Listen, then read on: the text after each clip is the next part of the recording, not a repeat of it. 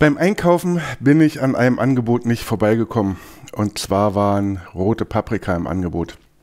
500 Gramm für 1,11 €. Da musste ich zuschlagen und daraus werde ich geräuchertes Paprikapulver machen. Ist eins meiner Meinung nach der wichtigsten Gewürze neben Salz und Pfeffer. Brauchst du bei Hühnchen, brauchst du bei Rind, bei ganz vielen Rezepten. Bei jedem Gulasch brauchst du Paprikapulver. Und die Steigerung von einem normalen Paprikapulver ist das geräucherte Paprikapulver. Und das machen wir heute. Und wie ich das mache, zeige ich euch jetzt.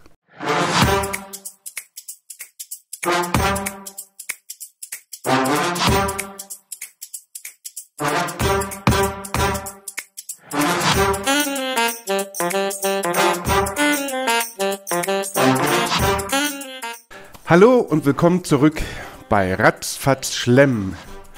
Lecker leichtes aus Grill, Pfanne und Ofen. Ja, ich mache heute geräuchertes Paprikapulver. Ob sich das wirtschaftlich lohnt, das selber zu machen, steht auf einem anderen Blatt. Das gebe ich durchaus gerne zu. Man kriegt relativ Gutes auch zu kaufen. Gibt so eine halbwegs neue Gewürzfirma aus Hamburg. Die meisten werden die kennen. Das ist okay. Der große Vorteil, geräuchertes Paprika selber zu machen, ist schlicht und einfach die Tatsache, dass ich es am Geschmack her einfach für mich persönlich individuell anpassen kann. Wie kann ich das machen? Natürlich, Grundzutat ist die Paprika, aber ich kann auch Spitzpaprika nehmen.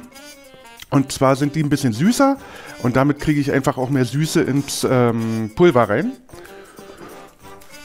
Und ich kann eine Chili mit reinmachen oder 2 oder 3 und dadurch wird es natürlich auch deutlich pikanter. Ich möchte nicht sagen scharf, aber pikanter sicherlich. Und da kann ich so ein bisschen mit rumspielen und ja, vom Aroma her ist es einfach doch noch eine andere Liga als das, was ich fertig zu kaufen bekomme. Und bevor wir jetzt anfangen, möchte ich euch sagen, dass ich mich über einen Daumen hoch jedes Mal freue. Und wer noch nicht abonniert hat, jetzt könnt ihr das nachholen. Ja, zur Vorbereitung ist relativ wenig zu sagen. Mein Pellet Smoker, den werde ich auf 82 Grad vorheizen, also auf Smoke-Stufe.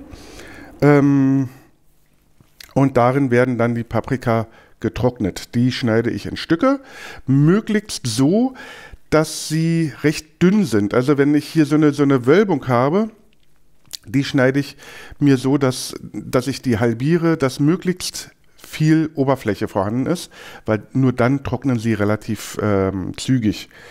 Und ja, dann flache, so wegschneiden, flache Scheiben von der Paprika schneiden.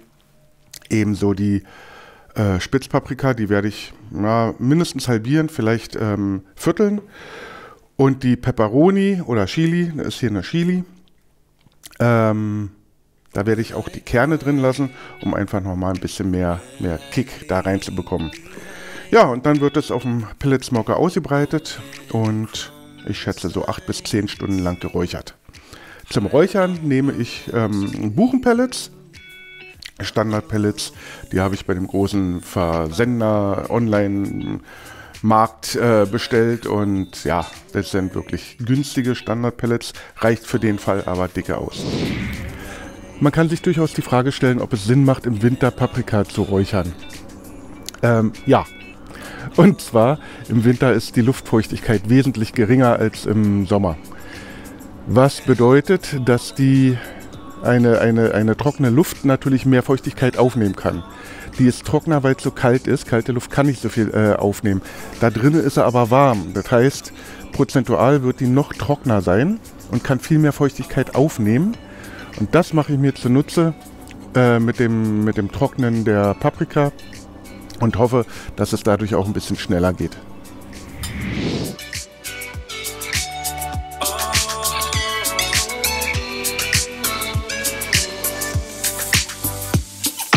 Done. I will stay to find every hidden sign, taking all my roads to you. Oh,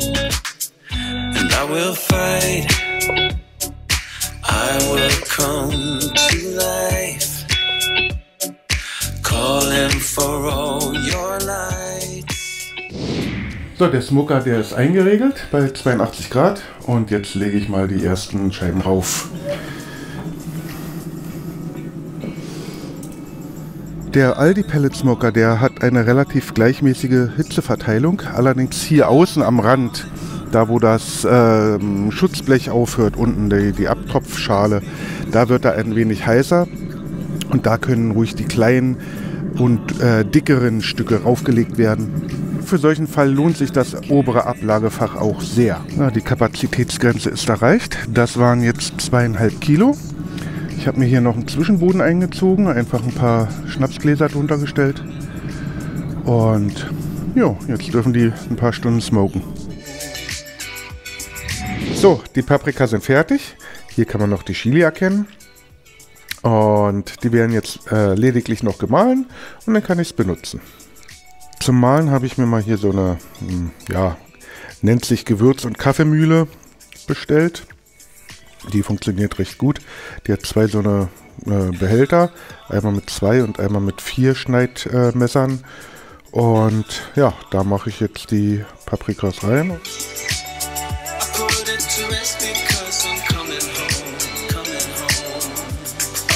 Deckel drauf. Und los geht die wilde Fahrt. Jetzt siebe ich das Pulver durch und da sind immer Stücken bei, die nicht gemahlen wurden. Ja, und die kommen dann wieder rein und dann geht's weiter. Kann ja mal kosten. Was mir auffällt, dieses Paprikapulver, das bappt immer sehr stark zusammen. Ich nehme an, das kommt durch den Zuckergehalt. Boah. Dieses Aroma ist der Knaller. Muss ich echt sagen, das ist süßlich. Die Chili merke ich auch. Die wirkt echt geil. Aber süßlich überwiegt. Und so ein Paprikapulver habt ihr noch nicht gehabt. Boah, also sowas Geiles. Ja, der Abend ist spät geworden. Die waren jetzt tatsächlich 10 Stunden auf dem Smoker. Sind zum allergrößten Teil echt knusprig hart geworden. Ganz trocken, so dass man die gut mahlen kann. Es gibt ein paar Stücken, die habe ich nicht so gesehen. Die sind ja noch so ein bisschen lätschig. Wer möchte, sortiert die aus. Kann man natürlich wunderbar in so einem Dörrautomaten nochmal nachtrocknen. Man kann die auch auf den Smoker drauf lassen. Nochmal, weiß ich nicht, für eine Stunde, vielleicht 2.